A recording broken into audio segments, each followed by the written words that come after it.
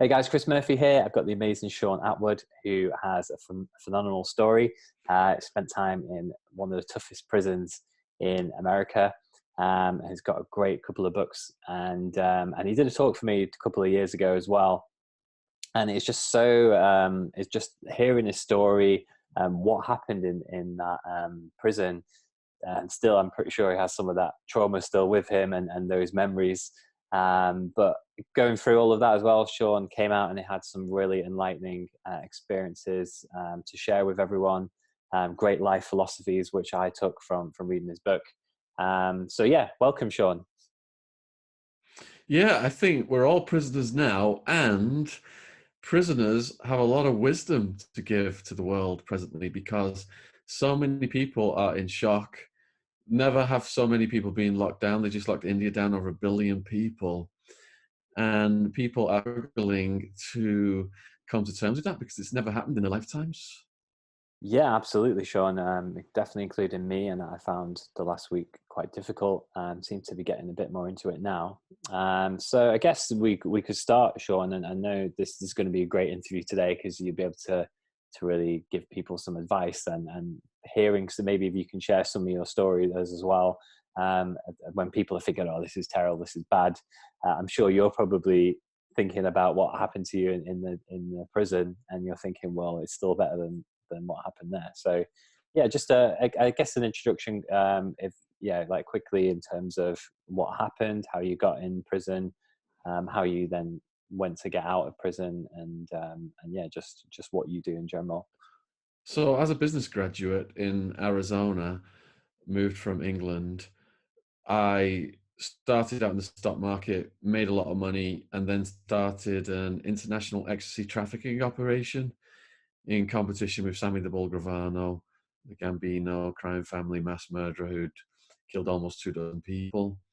So SWAT team came May 16th, 2002. And when something happens extraordinary that you're not anticipating, like that, door gets smashed down, big guys pointing guns in your face, your adrenaline spikes like crazy. So my first kind of lesson for people perhaps would be, you are going through shock because the situation's happened that you're not expecting, but there are stages of adaptation. For example, so I ended up in Sheriff Joe Arpaio's jail, highest rate of death in America. Nat Geo did my Bang of Broad episode, researched it. 62 people died in that jail over 5 years around the time I was there. Not just people getting murdered by the gangs like the neo-Nazi Aryan Brotherhood, guards murdering mentally ill prisoners. And I've got guards, videos of them murdering mentally ill prisoners on my YouTube channel. So I'm going in and I'm getting used to daily violence, heads getting bashed against toilets, bodies getting thrown around. I saw, people's teeth just get knocked out and bounce on the floor, leg pointing the wrong direction. Saw an mentally old man, blood just squirting out of his head. That was over a course of months. In the first few days, the neo-Nazi gang who determines who lives or dies, the Aryan Brotherhood, if you're in the white race, they smashed a suspected chomo, child molester, in the shower, left him whimpering in a pool of blood. One of the big guys was like, "Oh, well, how come we can still hear him? That's not good enough." Goes in the shower, and it's just like he's trying to crack this guy's head open like it's a coconut, just crack, crack, crack till he looks dead. That guy gets took out on a stretcher. I'm locked down. I'm looking out my plexiglass window, and there's not just blood coming out of his head. There's yellow fluid, like brain stuff. So the prisoners were coming up to me and saying, "You've got to get that look of shock off your face, or else you're going to get preyed on." So all those people around the world now are in shock because of what's happened, being locked down, people dying. That is a completely normal reaction to an unpredictable outside event, but there is hope. What happens is you settle down and you adapt. So within 6 months, that look of shock has gone off my face. I'm still worried, but I've picked up the prison lingo and I've made alliances with the right people and I'm trying to fit in. Now, I ended up getting sentenced. I was facing 200 years, managed to get sentenced to 9.5. served 6. And by the end of it, by the end of that 6, I was reading and writing. I had my own program, exercise regimen. It was like I was running a business out of my cell. Now compare that to where you are at home watching this. My living quarters for almost 6 years was a room the size of a small toilet designed to have one person. But because of the for-profit, mass incarceration of people in America, warehousing human beings who are commodities, they put 2 other guys in with you. Imagine living in a room the size of a toilet with 2 other people.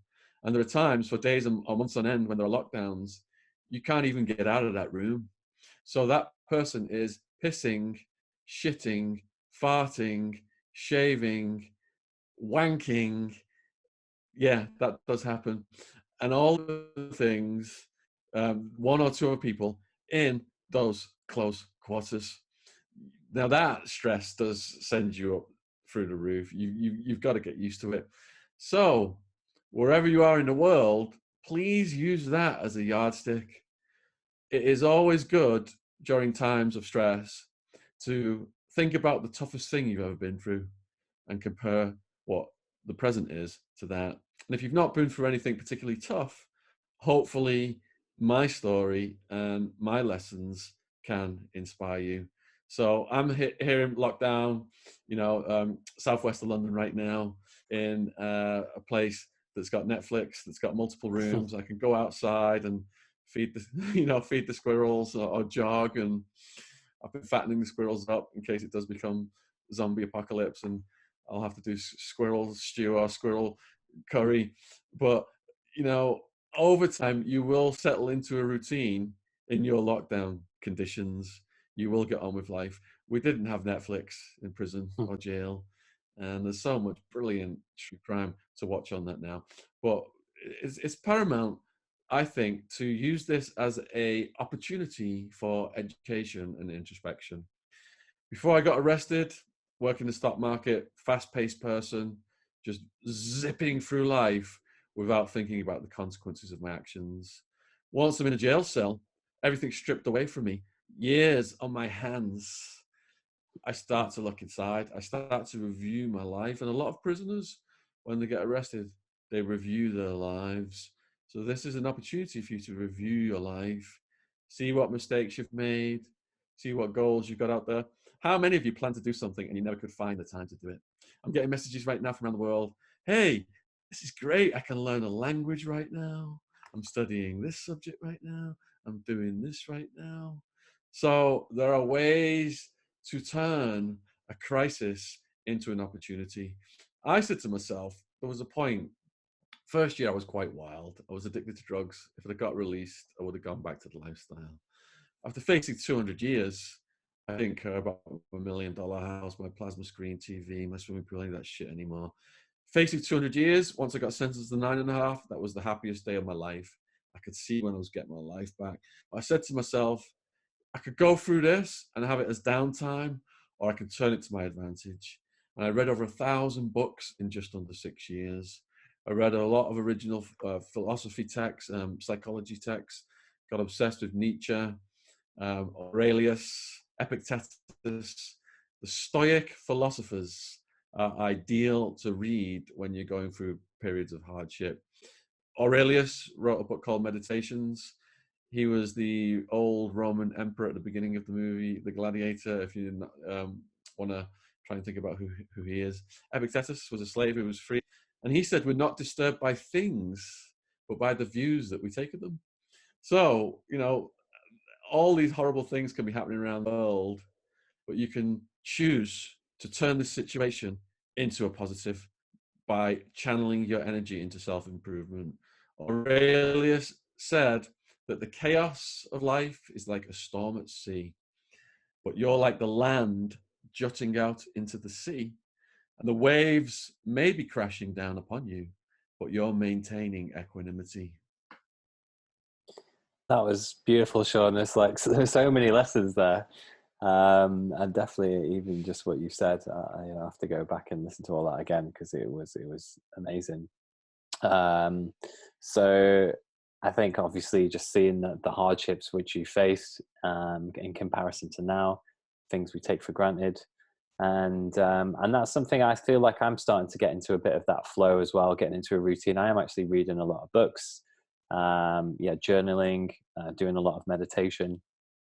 So with all this, and I feel like for the people listening, including myself, sometimes is there can be a bit too much to do, a bit too overwhelmed. And I know you mentioned Netflix, which is something that we're probably using more as not to binge on Netflix, because what I found last week was as soon as I found out we're all on lockdown, what we're going to do, I'm kind of like, oh, I can do all this self-improvement, but then I put on Netflix for a couple of days or so, and then I end up feeling quite down, because in a way, like our spirits, like our souls, you could say, well, want that growth, especially if you've been into personal development, and if you just sit here and you think for the next year you're just going to watch TV and just getting your food and stuff like that. I think, like you said, reading books, getting a project potentially. So what are some things you could recommend for people to start? I mean, for you, for example, once you started to accept and make the most of your time in prison, what do you remember when that was, and then what did you start with, and then when did you notice it starting to really work and you starting to feel quite happy with doing that? So you mentioned binge watching stuff on Netflix, and from time to time, there's nothing wrong with that. I had a guy who was protecting me called Two Tonys, and he said you got to have a McDonald's every now and then, but of course, he would have preferred a Waldorf salad and some scungilly. So Two Tonys taught me a lot about situations and appreciating the small things. And I think over time, it was the good people who came into my life and the wisdom from the books that and help me to adjust to the situation and adapt more purposefully. So it happened gradually, and it just expanded as I interacted with these people and absorbed their knowledge. I'll just expand a bit on Two Tonys and try and convey the knowledge that Mm. he imparted to me. So Two Tonys, old school Italian mafia, worked for the Bonanno crime family under Joe Bonanno Sr., whose exploits inspired the movie The Godfather. Joe Bonanno Sr., longest running head of the Mafia Council. He never got whacked. He did get run out of New York, and he ended up living in North Tucson in the same neighborhood as me. So, Two Tonys was taught to whack and dispose of bodies by a Bonanno crime family lieutenant called Charlie Bats Battaglia, who'd whacked people from coast to coast, hid their bodies, and always got away with it. And Two Tonys ended up dictating his life story to me. It's called The Mafia Philosopher Two Tonys. It is going to be free on Amazon next week. So late March, early April. Yeah, I'd just like to say, while everyone's on lockdown, I've got 12, 13 books up now, and Wow. I am making all of my books free. And I'm doing one a week. People can go to Amazon Kindle and download them for free. So by the time you're watching this, Two Tonys might be free. So Two Tonys was a natural philosopher and a huge reader. He must have served almost 30 years by the time I met him. And one of his favorite books was A Day in the Life of Ivan Denisovich by Alexander Solzhenitsyn. So they are working these guys to death in the Siberian gulag. They're losing their toes, nose, fingers to frostbite, and their ears. If you refuse to work, you are dragged to death by a horse, you are hung from a tree, or thrown off a cliff. Now, whenever anybody complained where we were housed about the conditions, so for example, recreation did not start on time, breakfast was cold, Two Tonys would laugh and he would say to the people, you know what? Where Ivan Denisovich was housed in the Siberian gulag, they were fighting over fish eyeballs in the soup just to try and stay alive. How can you complain when there's always somebody worse off? So if you watch stressing out about your conditions, how can we apply to Tony's knowledge? Right now in Madrid, they've opened an ice rink where they put in the corpses of the people who've died. So just thank God that you're not one of those people, and appreciate the miracle of existence, which is what you've got. The other thing is as well, when you do appreciate the small things, you don't go looking for trouble in the wrong places, which is what ended up with me inviting a SWAT team to my door. And sadly, 2 Tonys died in 2010 from liver cancer from his own drug taking. But in a sense, the spirit of him lives on in me, because I wake up with a smile on my face now. I remember what he said. There's no dead rats in my food anymore. There's no cockroaches in my bed. I'm free. I've got my liberty, and I appreciate the small things. I think that's very important at a time like now. Yeah, Shaun. So in a way, just appreciating things day in, day out as well, that state of gratitude, which I go into from time to time. The only way I can relate to what you've been going through as well. I mean, have you heard of ayahuasca, the psychedelics? Yeah, so I did that last year, and I was literally on one of my journeys. I was taken to hell for 7 hours, and I felt it in my body, and it was the most horrible, traumatic stuff ever for me to go through, and it still stays with me, and it still scares me. So I went through that. So in terms of what you're talking about when you're in prison, and then on that was the second night, but the first night I had like so much gratitude and love for everything in my life, and it just gave me an idea, and then on the final night I did it all came together. So it's kind of just appreciating for when you take this stuff, you already appreciate so much which you already have in your life that you don't see. And at the same time, I was taken into more the dark stuff that I really didn't see and feel, and realize what's actually going on in the world. So I guess in a way, that's kind of what I felt then. And that really gave me a chance to understand that, and like yourself, to not go to the worst prison in America, and go through that. I felt like at least it woke me up to the point of, oh, I understand that. But I found gratitude at the moment great. And if we look at with the coronavirus, what we had in our life that we take for granted, maybe we enjoy going to the gym or hanging out with our friends in the coffee shop, and the job we did, or maybe we don't like the job, So it's a great time to be grateful of what you had, and use this time wisely. And I liked what you said as well about not being too hard on yourself. Like that's probably like with the Netflix thing, or maybe eating the odd McDonald's. I think sometimes I do get caught up in that, and this can be a problem with personal growth. And you want to get everything perfect, and then you beat yourself up when you have that McDonald's. But it's you just gotta allow yourself to treat. The habits are formed over time, aren't they? I'm sure if you read a book every day in prison, and then for 2 days you thought, like, screw this, that's not gonna do anything. 2 Tonys introduced me to some of the finest American authors ever, like John Updike, Tom Wolfe, Norman Mailer. My parents had sent me some Stephen King, and he came in my cell, 2 Tonys, and he picked it up. He said, look, Stephen King is churning books out like McDonald's is churning out burgers. You need to read some Tom Wolfe. It takes him 12 years to write a book. But he would always say, every now and then, there's no problem with having a burger. You got to chomp down on a burger once in a while, and don't beat yourself up over it.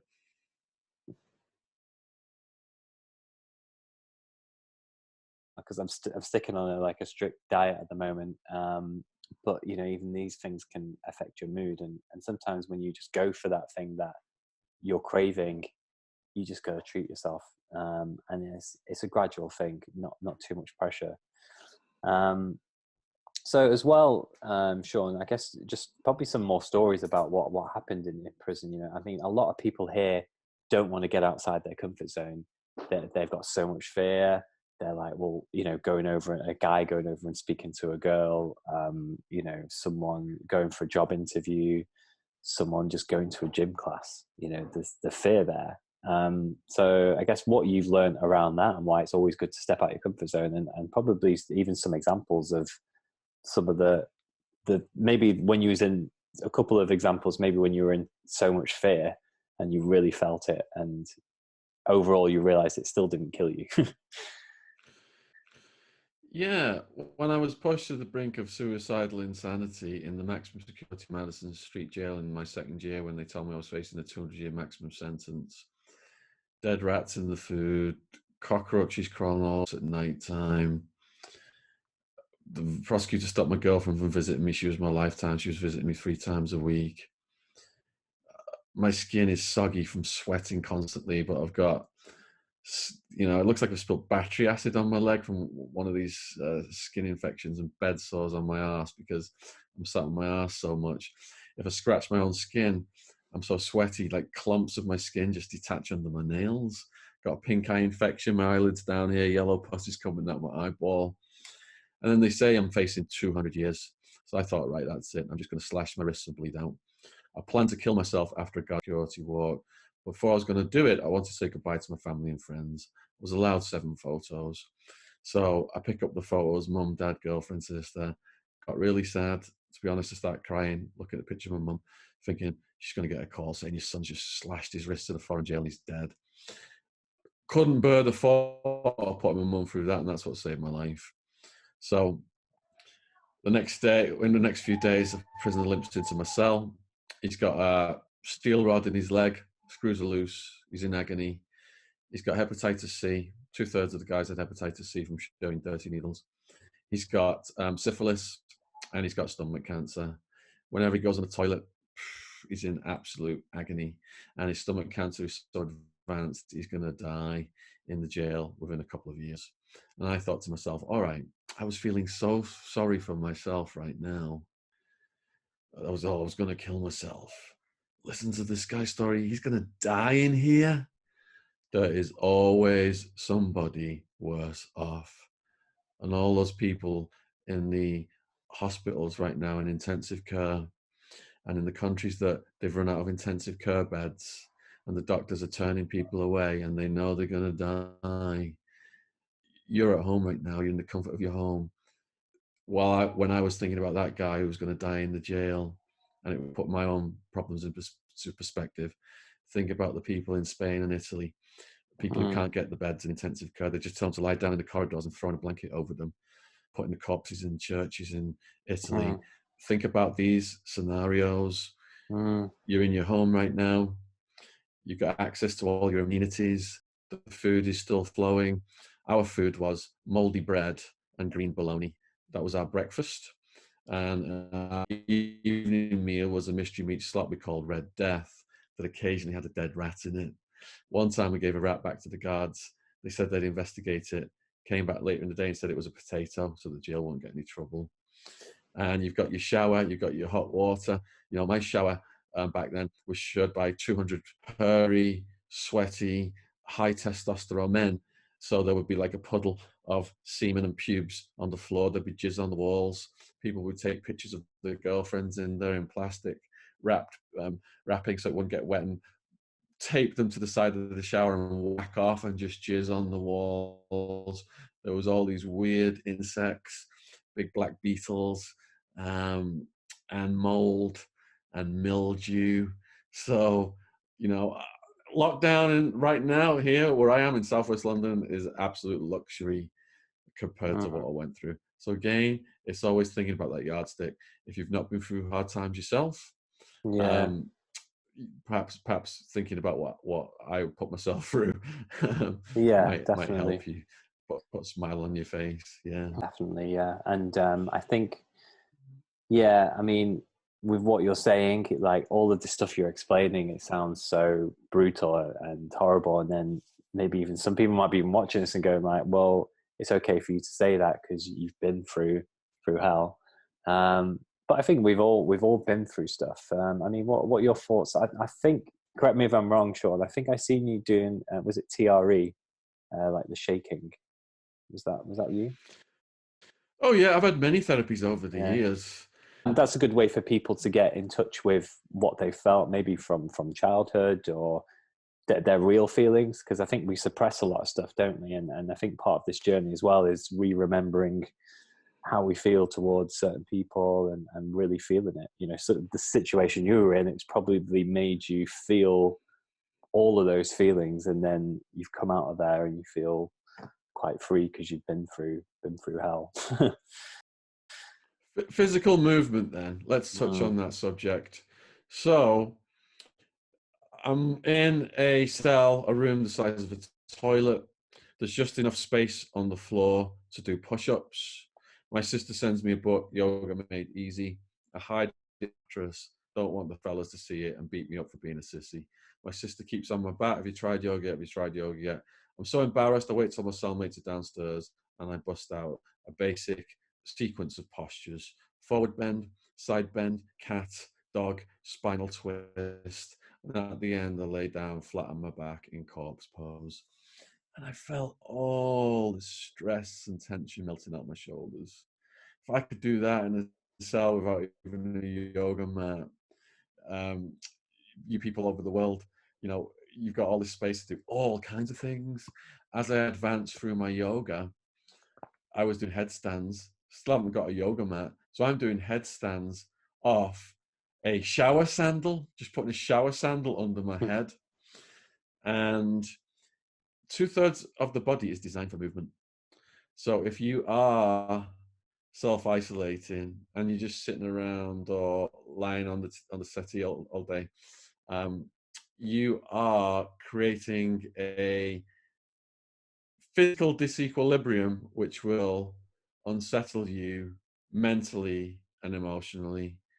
We need to be moving around. So it is really important that you embark on some kind of fitness routine.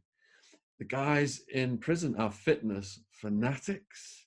You name it, they will improvise. You know, my favorite book is Tolstoy's War and Peace, 1,444 pages long. But I had to wrestle it from a prison bodybuilder because the biggest books were getting put in sweaters and they were doing reps with these sweaters. Or they would fill mop buckets full of water, put one mop bucket on the end of a broom, other mop bucket on the end of the broom, and they're doing curls and shoulder raises with the mop buckets. We had a metal grid stairs, so they wrapped socks under the metal grid stairs so it wouldn't cut your hands. We did pull-ups off the metal grid stairs. So my drug now is exercise. Before the lockdown, you know, I was doing fitness classes nearly every night. And then prior to Boris telling us to lock down more severely, I was doing walks in the countryside here. But now I'm doing yoga in the house. Love yin yoga. It just puts me on a natural high for days. Yin yoga, you are on the floor, you hold these positions for a long period of time, and it stretches the connective tissue at the joints, the fissure, which is something that you very rarely stretch, and it releases brain chemicals. I'll tell you what, yin yoga and meditation double whammy has been the closest I've ever felt to being on ecstasy without being on drugs. So a huge part of mental well-being is to move your body, is to have an exercise routine. By the end of my incarceration, I had a fitness partner, a trainer in prison called Iron Man. He was an expert in martial arts, and he was helping me with all kinds of things. So as well as turning incarceration into an education opportunity, I also made sure I exercised on a regular basis. And that's something that you can apply to wherever you are. You might be saying to yourself right now, well, you know, my gym's closed. What can I do? Just got to sit on my ass. That's absolute bullshit. I was living in the room the size of a toilet and I was able to do headstands on shower sandals. When I got into the more advanced yoga, I'm learning all these upside down positions. I was in a Supermax prison once. Guard comes in, shines his light on me at 2 a.m. I'm hung upside down like a bat, doing like headstand lotus. And he's like, "God damn, Atwood, what are you doing in there?" I'm like, yoga. Thought I was crazy, but it was the opposite. It was saving my sanity. I love that though, Shaun. You really got on with it, and from a personal development point of view, and for this channel, it really seems like you were, making the most of it and living the dream, doing, reading the books and doing, being in a routine and getting up at a certain time. I'm sure at some point. Did you just find that it was always like the same day was always the same, and then you just were enjoying? You're like, all right, I'm going to be reading books here. I'm going to meditate. I'm going to do yoga. Before I got arrested, you got your work days, you got your weekend. The wolves would howl. I'd have to go out and party on Friday and Saturday nights. Well, all weekend long, really. That's what it got to. So I was psychologically conditioned to believe that the days were different. Now, when you go in prison, there are times when you don't even know what day of the week it is. All you know is that every single day, the sun rises, you wake up, you piss, you shit, you eat your breakfast, you brush your teeth, you read your books, you get on with your exercise, you have your other meals of the day, and you go to bed and you sleep and you wake up, and the next day is exactly the same. So it broke the conditioning I had to think that days were different. And when you accept that every day is the same, you Mm. just try to make the most of it Yeah, by, doing as much as you can within your program. exactly. Yeah, I feel like that's kind of what's happening with me at the moment. Um, and like you mentioned, there's so much where we can be grateful for. Even I was finding before, like with doing yoga, that there's all these, you can go on like Instagram live and Facebook, and there's all these live videos, YouTube. It's just, there's so much, we can easily do it from home. It's the effort. Like I did dynamic meditation yesterday on a live Instagram video. So this is like a very active meditation, and most people just won't do it because people would just prefer to sit down and cross their legs. But it's been proven when Osho designed dynamic meditation that if you do this for a good 20 minutes, half an hour, you will straight away get into this state of peace, and then you can sit down and you can meditate. That's how it's designed, the meditations you do. But people would just rather not do it. Or even for myself, I find a bit of a struggle. You've got to get up, you've got to physically move your body. But it's really getting into that routine, and it I always would seems. And sorry. I would rather not do a lot of things. Mm, I would rather be lazy, but I was forced to do them. So when I was facing the 200-year maximum sentence in the cell that was cockroach infested, they would line up before lights out in the cracks in the walls, and I would wrap myself in a sheet to keep them off me. But it was so hot, the sheet mm, held the heat to my body, and I would just throw the sheet off me and let them crawl on me. So they put me on medication to get to sleep. The medication had side effects. It clouded my head. I couldn't read and write properly. I didn't like it, but what was it going to do if you can't sleep? You go days and days of insects crawling on you. You start to lose your mind. You hear voices. You hallucinate. You see imaginary things. So in that book that my sister sent me was a chapter on meditation. I'd read it previously and it sounded ridiculous. You're going to sit there in this cross-legged position, concentrate on your breathing, and your thoughts are going to slow down, and maybe they will eventually stop. Stop? How the hell do thoughts stop? I'm constantly thinking. I have this fast-paced life. My thoughts aren't going to stop. That's ridiculous. So what I did was I tucked my black and white striped jail trousers into my pink socks, put a pile of books by the wall that was covered in cockroaches. I knew the cockroaches were going to go on my feet, but if they weren't crawling on my skin, they were just on my socks. Maybe it wouldn't distract me from trying the meditation. Sat there cross-legged and closed my eyes and started to count my breath. Count my breath. Thoughts coming in, thoughts coming in. They won't stop. What is this shit? Eventually, over time, the thoughts started to slow down. And then there came a point where there wasn't a thought. And that little space mm. expanded over time. And I said to myself, right, I'm going to do this for hours and hours every night until this, I really figured this shit out. So I'm there for hours and hours every night. And it got to the point where not only did my thoughts stop, I went on these journeys.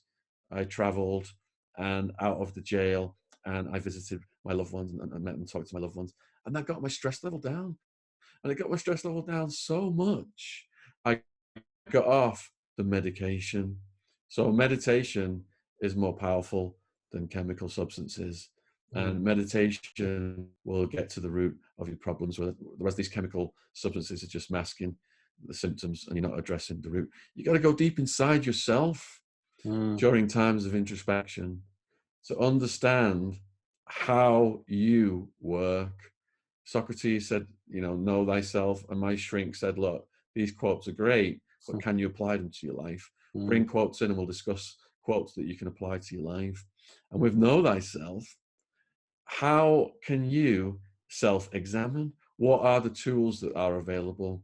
So I was a blogger, in the Max jail. I started to write down the conditions, and my aunt smuggled them out of jail, put money into it as a blog, John Show Journal. It's still online if anyone wants to check it out. So if you write things down, if you keep a diary or a thought journal, and then you read back your entries, a strange thing happens. You actually see your maturity as a person over time.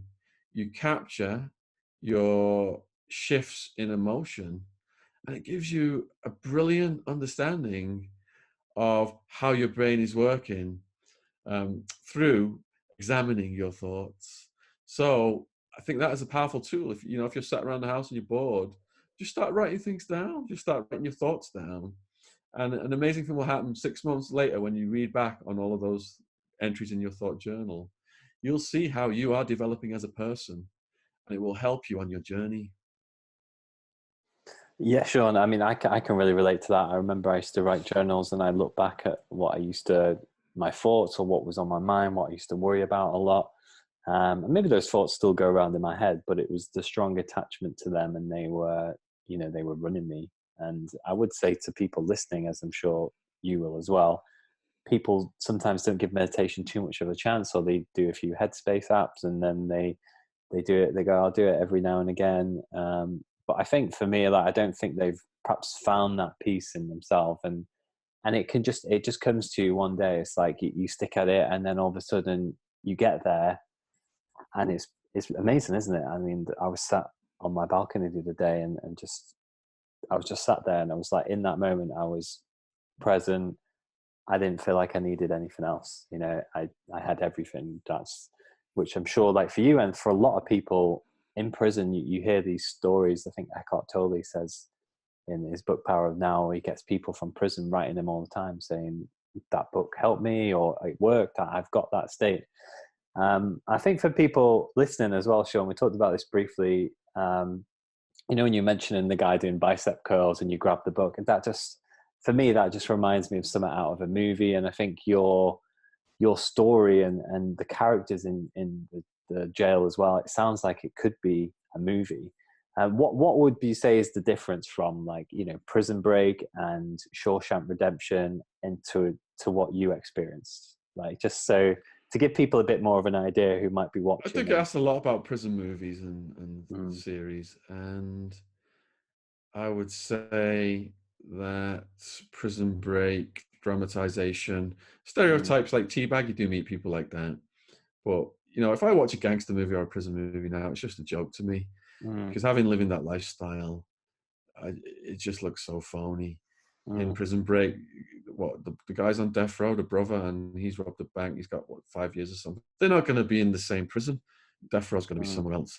Just little things like that, but then big things as well that really stand out. I'm trying to think of some good prison movies. The Prophet, I think, was a French movie, and we had Shot Caller about the Aryan Brotherhood prison gang. I like that one. That was a good movie. Of course, there's always dramatizations in these, but really did capture the tension on the yard. I mean, the guy goes in. He's a finance guy. He's running a red light, drunk, and his mates died in the accident.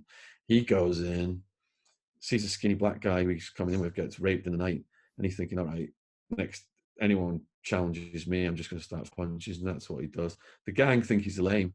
They see him throwing punches, and then they recruit him. He gets deeper into that lifestyle to the point where he's doing a life sentence, and it just shows the negative consequences of that. But yeah, a lot of the stuff out there is garbage. Shawshank's a classic. It's got the best story arc you know, the evil warden and the innocent man and all those classic characters.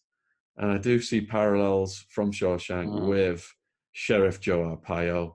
You mentioned being in the deadliest institution in America, and that was mm. Sheriff Joe Arpaio's Maricopa County jail system. That place was no joke, absolutely. So definitely no chance of escaping these kind of prisons then. Well, yeah, you fantasize about escape, and it was Mm, Nietzsche who said thoughts of suicide got him through many a troubled night. mm, So, escaping physically or escaping by killing yourself, because when you're in a situation where your fate lies in the hands of a few people, when you're unsentenced, mm, it's not the cockroaches, it's not the people's heads getting smashed against toilets that bothers you the most. It's the prospect of you never getting your life back. mm, So facing 200 years, that was the biggest stressor on mm. me versus the physical conditions and getting my life back for getting sentenced then. I was just so happy that I could see when I was finally going to get out. Yeah, it's interesting you say that, Shaun, about getting your life back. I mean, I guess as a final question, this is probably what's happening, a lot of uncertainty at the end for the people who are constantly watching the news all the time. Obviously, I would say don't. But if people are at home now and they've got this uncertainty, when am I going to get my life back? When are things going back to normal? What's probably your final bit of advice, and maybe something you could get people, people could start doing tomorrow? Um, uh, Okay, so, you know, almost a month ago, I started to get messages coming in from Italy and Spain. mm, People telling me, here's the horrible things that happen in here. Will you read these out on your YouTube channel and give people a heads up? And people were mocking me and saying, you're trying to cause panic. This isn't coming here. And, you know, all these bozos were saying stupid things. I started to interview some of those people on webcam and people took them more seriously. And now people can see that it's happening in their neighborhoods. So here's what I say. Yeah, we are all prisoners now, but there are different types of prisoners. Prisoners who are doing long sentences, they're called lifers in the UK. And in America, the lifers, what they would call us is short timers right now. They laugh, they say, look, you know, you're only coming to my world for a little bit. You're a short timer. You'll be out in no time. Stop stressing the fuck out. You see these short timers come in, they've got like 6-month sentences, 9-month sentences, and they're acting like it's the end of the world.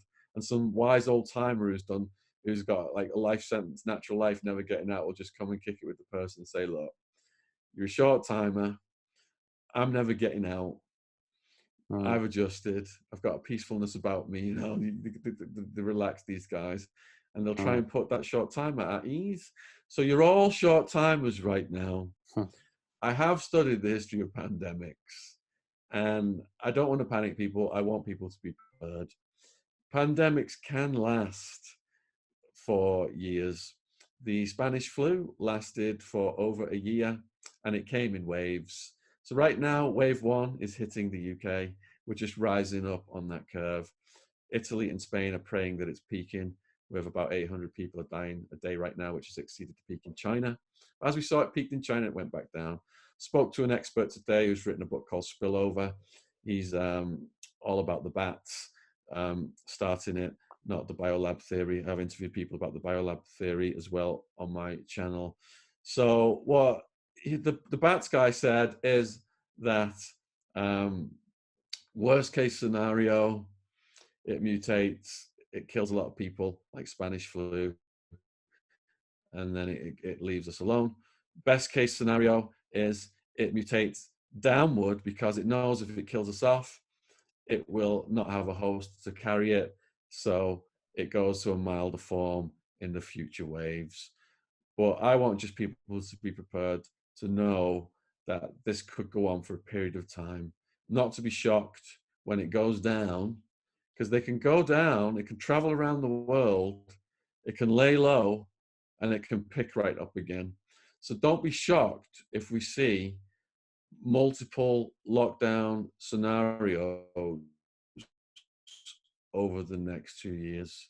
Being mentally prepared for those scenarios, you're going to be equipped to better deal with them and minimize any potential harm to yourselves. And with all of the lessons we've given on this video today, hopefully you can apply some of those to your life and feel better in your own environment versus the guys who are in the prisons right now. The guys who are in the prisons right now, you know, they know that it's the people at the top of the social pyramid who are going to get the ventilators, the oxygen, and they're going to get the medical attention. The poorest people in this world are going to die. They're not going to get that equipment. If people are getting turned away from intensive care, do you think they're going to grab a bunch of that equipment and take it to the prisoners? Hardy hell. They said, look, take your chances. This is perhaps they'll survive if we set them free. In Italy, they rioted and people died. And yesterday in Colombia, they rioted and 23 people died. There's people trying to escape from prison all over the world. So yeah, it's going to be a horrific situation for the people who are at the bottom of the social pyramid. I was at a shop. I went out shopping. I walked past a homeless person sat on the floor, and just seeing the fear and despair in that person's eyes. Yeah, there are people around the world right now feeling sorry for themselves because they're sat in luxury apartments and they've got Netflix, but they can't go out. Yeah. I mean, Shaun, that's all great for everyone to prepare, to be mentally prepared, and with all the routines and the practical advice and philosophies you give today. I think this has been, definitely one of the most interesting interviews, and it's jam-packed with value. So Shaun, obviously I give it to you. I apologize for saying at the beginning you only had a couple of books, because I think things might have changed in the last few years. So I know you've got a few more you've been busy writing. So yeah, just to tell us a bit more about those books, and also I think it's Life Lessons was the one that I got. I got a physical copy of. So yeah, if you just maybe just let us know about the books, and perhaps if you've got a website. I know you've got a YouTube channel as well. Yeah, like I said, if you're on lockdown around the world right now and you're looking for something to read, over the coming weeks, I'm going to put all of my books free, one after the other, on Amazon Kindle. You don't need a Kindle to read them. You can just download the Kindle app on your device and read them on that. So Prison Time was free this week. Next week, Two Tonys, the Mafia Philosopher, is going to be free. Yeah, I've got a book called Life Lessons, 10 most important lessons I learned in my life while reflecting in prison. My life story is a trilogy. It is Party Time, Hard Time, Prison Time, all available worldwide, paperback, ebook, audiobook on Amazon. I've written the longest ever book about Pablo Escobar called Part Now. I'm almost finished part 3. And a lot of it was translated from Spanish, and it completely transformed my understanding of Pablo's story. Never been written about in the Western world, a lot of this content. I've got a War on Drugs books series. That's Pablo Escobar Beyond Narcos, The Cali Cartel, American Made, and the one that came out in December was Clinton, Bush, and CIA Conspiracies from the Boys on the Tracks of Jeffrey Epstein. My next book's going to be Who Killed Epstein. I'm thinking about putting a picture of Prince Andrew and Bill Clinton on the cover. I've also written a book about making a murderer called Unmaking a Murderer. Then I've got reams and reams and hours of free content on my YouTube channel. The most popular playlists on my YouTube channel right now are, surprise, surprise, coronavirus playlist. I have a royal family playlist, a Jeffrey Epstein playlist, and my true crime podcast. I've managed to keep that going because I've got so many pre-records. Every Monday night, 6 p.m. London time, is a 2-hour interview. Started out interviewing ex-cons, but it's moved over to ex-cops. I recently interviewed Prince Andrew's Royal Protection Officer, and he completely exposed Prince Andrew for being an absolute twat. And I interviewed journalists who are at the forefront of the biggest true crime stories, like Jimmy Savile, Epstein, Madeleine McCann. Almost 100 true crime podcasts on my YouTube channel right now. So yeah, man, if on this version on my channel, I'll put a link in the description box below the video to my YouTube channel and to the books. Amazing stuff, Shaun. You've been amazing. It's so much. I've learned so much as well. I mean, I just want to go back and listen to this again and see all the hidden gems that I might have missed. But yeah, definitely, and I'll definitely take advantage with those books. And I'm sure we'll get a hold of you again. I know you're not doing talks as much in person anymore. So yeah, hopefully you could possibly do an interview again in the future. And yeah, I'm sure we will see you again soon, Shaun. Thank you very much. Yeah, I've got some other great guys, some of my podcast guests who could give you some brilliant tips on surviving self-isolation. So I can hook you up with some of those guys as well, Yeah, it like might. David Macmillan. Yeah, because I was speaking Yeah. to Jamie. I think we just might be best just to get everyone from prison, to give you all Yeah, the tips. the prison population has got so much knowledge to give right now. It's Definitely, of all the public. books and everything, and yeah, definitely. Okay, Thank you, Shaun. Chris. Cheers. Thanks a lot, mate.